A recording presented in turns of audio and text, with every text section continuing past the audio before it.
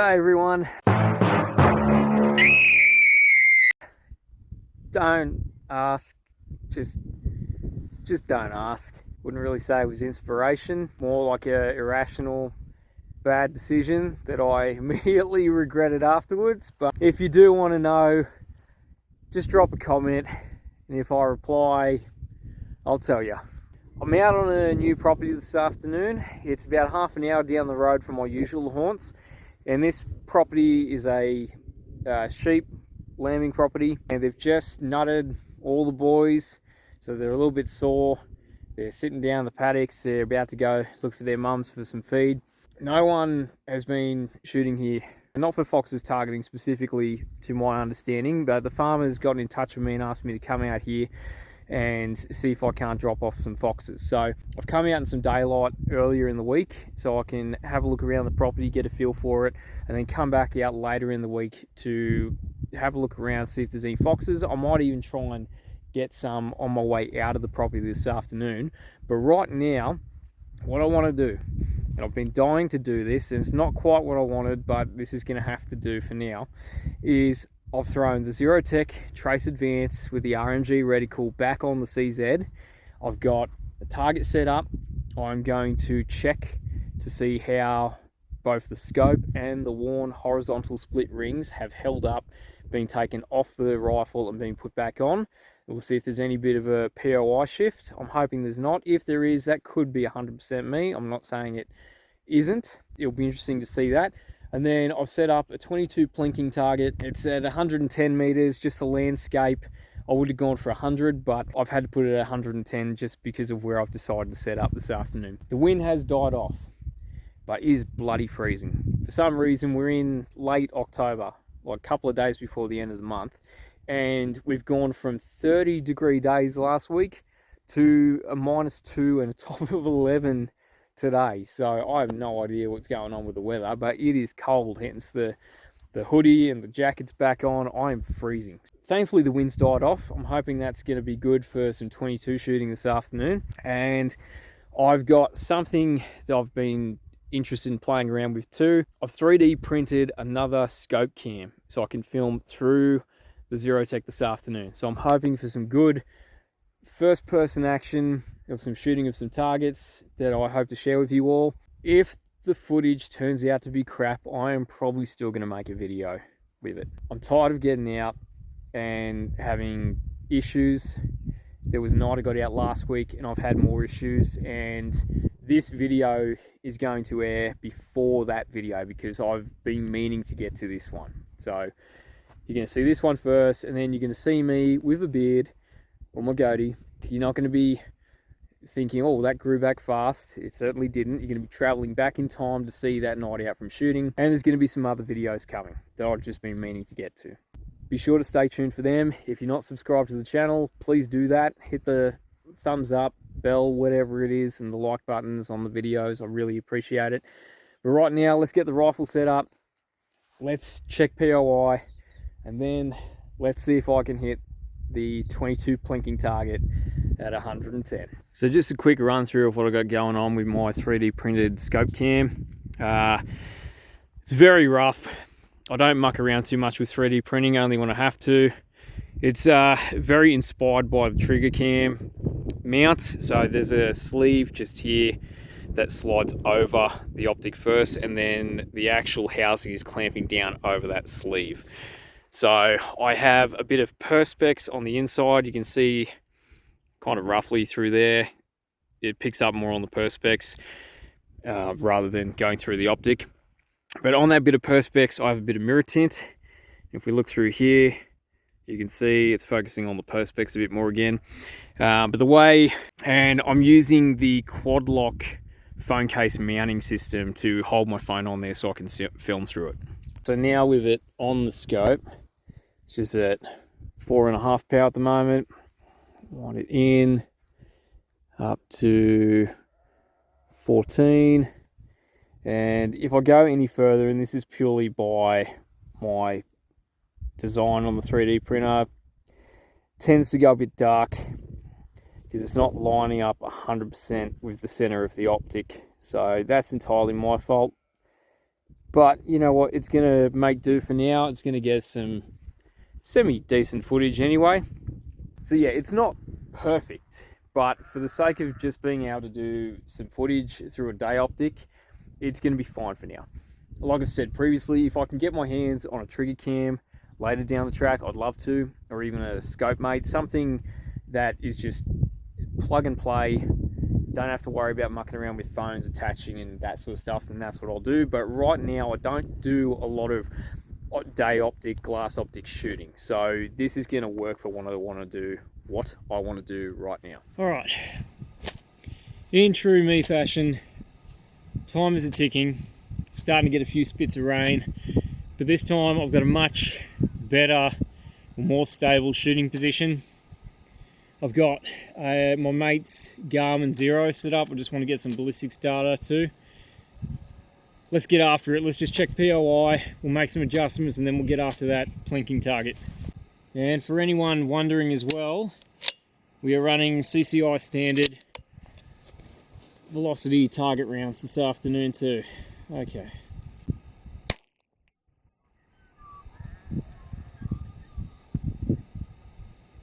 Not actually too sure where that's gone. We'll do a 5-round group, we'll go down, check it out, and then make some adjustments.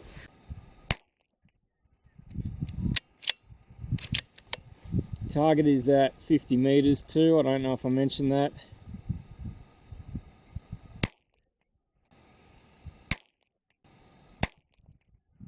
Alright, I can see that. That's not bad. Let's just make some adjustments.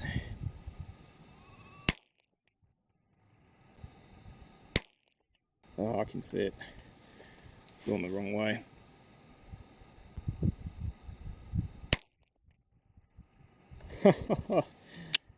Oh, smack, bang, in the middle. I think I'm just going to close those turrets up quickly. Alright, let's just go check it out, see how it's looking. So just from what I could see through the scope, it does look like there was a little bit of a shift in POI from the last time I shot with the ZeroTech on this rifle using the same rounds, and I'll put some footage in from that time over this so you can see what I'm referring to. Last time I was shooting low, which it still was this time, but it was shooting off to the right slightly. So having a look now, this was the first 5-round group, a hell of a lot better than what I did last time. And then I dialed wrong and was shooting off to the right, so I've come back over. The first shot went bang right in the middle where I was aiming. Next 2 shots went a little low, so I'm not entirely concerned about that. I might just do 1 click back up and aim for the cross that I was originally hoping to do my 5-shot grouping at. So we might do that, and then we're going to move over. As you can see over there, there is our 22 plinking target. Alrighty, 5-round group, let's see how we go.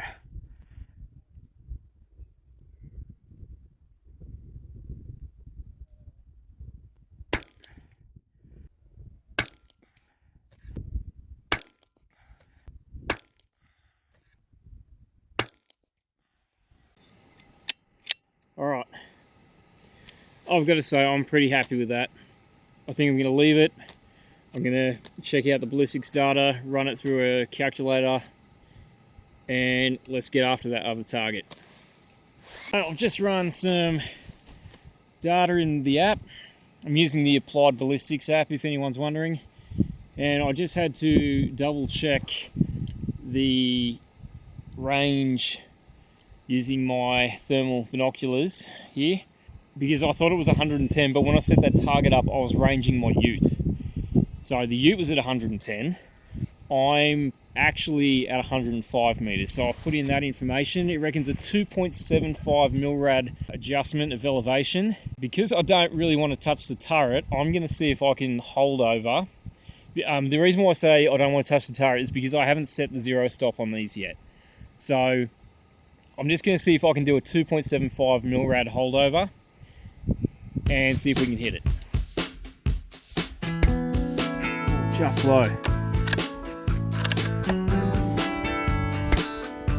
Yep. Well, I'm shooting a bit right. Okay, that was high and right. There we go.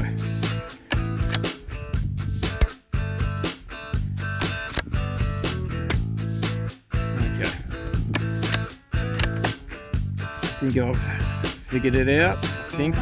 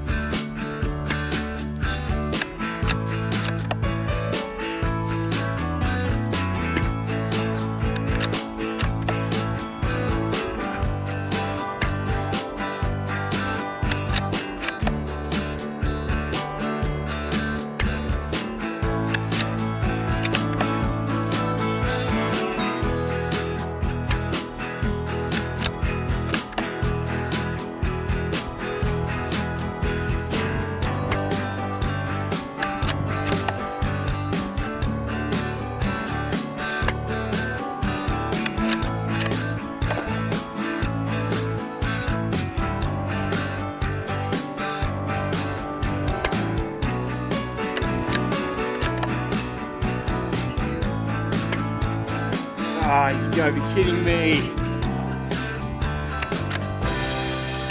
Stuff, I'm going for the top one just to finish this out.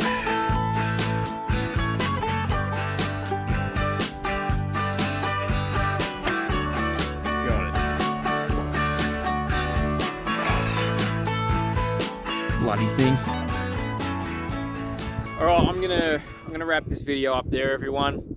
I just took the 3D printed scope cam of mine off just to do a few more shots down range at the 22 plinking stand, and like I felt like I was doing pretty well once I'd sort of adjusted for the wind and everything. I felt like that ballistic data that I'd collected and put into the ballistics calculator was pretty bang on. At first I thought it was shooting a little bit lower, but then as time went on and I was able to spot the shots, I don't know if that's the correct phrase that everyone uses, but as I was spotting the shots, I realized it probably was around that 2.5 to 2.7 mil rad of elevation, and with the crosswind it was drifting to the right slightly, so I was able to finally pick that up after probably 50 rounds. I've probably fired through this rifle this afternoon. It's 22, it's cheap fun, and look, I've had a blast. As for the ZeroTech Trace Advance, look, to be 100% honest with all of you, I've only used this a couple of times. I used it the last time I had a video. I put it on just to do a bit of plinking, and I'm out here now with it. And look, it is a very clear scope. I'm quite happy with it.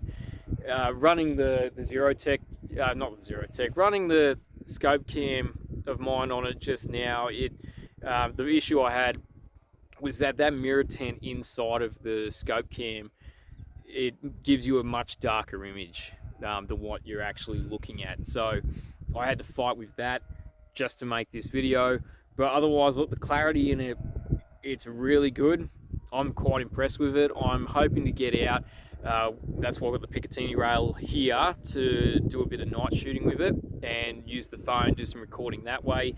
And see how it performs there. It's gonna suck for me because of that mirror tint with the scope cam, but look, it is what it is. This is one of one of the downsides about trying to make content and having to make do with what you've got. But I digress. Anyway, look, yeah, I'm really happy with it. I don't really have too much more to say on it. I feel like this, again, it's one of those things that you kind of have to go in the store, have a look through it yourself, and see how it goes. As far as like the measurements, the mil radians that are in it in comparison to the reticle and compared to the information that I got, I felt it was pretty bang on. I felt like my adjustments have been pretty right when sighting it in. I have mucked around with the zero stop in the scope just at home. I bore sighted it at home at 25 meters, and I just took it apart, used the zero stop there, and it was very easy to use. So all in all, I think it's a great scope. And for the price point too, I'm going to stuff this up, so I'm not actually going to say a price. I'm going to put it into the video here. I think for the price point, I think it's a great scope. And just on the Warne scope rings too, pretty stylish. I'm happy with them, much better than the vertical split. I'm not a fan of the vertical split ones. That's why I ditched them on the TH50 when I had it. Not much more to say. I'm really happy with the scope. I think it's great on this rifle. And to be totally honest, I don't think I'm going to throw a thermal back on this right now that I've got this sighted in and sighted in pretty well. I think I'm going to leave this set up exactly how it is, do some bunny shooting under torchlight, get some footage using the scope cam with that. So look forward to that in the future. I'm hoping it's not too far away. Time will tell. A bit busy at the moment, but I'm trying to do my best to get out and make some videos. To wrap this video up, I do have to say a big thank you to TSA Outdoors and ZeroTech Precision Optics, because they have sent me out this scope. Now, I hope you would look at my other videos that I've done with knock picks, for example. I will always be 100% honest with you. If there is something that I do not like about this, I will let you know. I haven't had an issue with this scope. This has been absolutely fantastic for the handful of times I've been able to use it. In saying that though, there will be more thoughts on it in the future. If there's anything I find out about it, anything I discover that I like or dislike, I'll be sure to let you all know. But right now, huge thank you to TSA Outdoors, ZeroTech Precision Optics, and Warne scope mounts. I cannot forget to mention them as well. This has all been supplied to me so that I can use it in my vertebrate pest control, and it looks absolutely fantastic on this rifle. I'm pretty happy with it. Another shout out too, I just want to thank again Tough Gear Hunting Supplies in Queanbeyan. They have been supporting me a lot this year, and I appreciate everything that they're doing for me. So if I can, I'd love to send a bit of love back their way. If you are in the market for a ZeroTech, be sure to give Chris and the team a call. They'll be able to hook you up. If you're after anything else, hunting, shooting related, they're the guys to talk to. Be sure to send them my love if you do speak to them. All right, guys, it's not too dark yet, but the sun is starting to go down. I really just want to check the POI on my 223 before this fox shoot I'm hoping to do later on this week, weather permitting. I hope you've enjoyed this video. If you haven't, please subscribe to the channel and like the video, comment. I'll always do my best to respond. I find time to respond. I always respond. All right, everyone. Thanks for watching. Stay tuned for the next video. Hopefully my beard's grown back a little bit more by then. And see you then. Thanks, everyone. Cheers.